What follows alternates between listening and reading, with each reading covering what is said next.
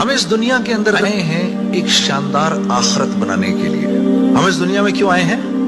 ایک شاندار آخرت بنانے کے لیے. جو اس نیت سے دنیا میں زندگی گزارتا ہے اللہ رب العزت دنیا اس کی خود بناتے ہیں. انسان اپنی محنت سے اپنی دنیا نہیں بنا سکتا.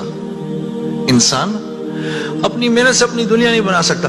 وہ اپنے آپ کو نہیں بنا سکتا تو باقی دنیا کیا بنائے گا؟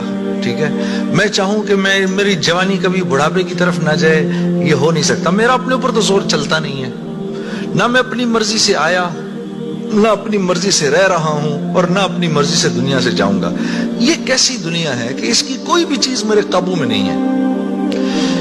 آپ یہاں رہتے ہیں، میں کراچی میں رہتا ہوں، کوئی لاہور میں رہتا ہے، کوئی پنڈی میں رہتا ہے، اور آپ کو پتہ ہے کہ یہاں آپ اپنی مرضی سے نہیں آئے ہوئے. یہ بھی بڑی عجیب بات ہے. قرآن میں اللہ فرماتے ہیں 5 چیزیں ایسی ہیں جس کے بارے میں کوئی نہیں جانتا. جو اس کے بارے میں جو بات کر رہا ہے سب غلط کر رہا ہے.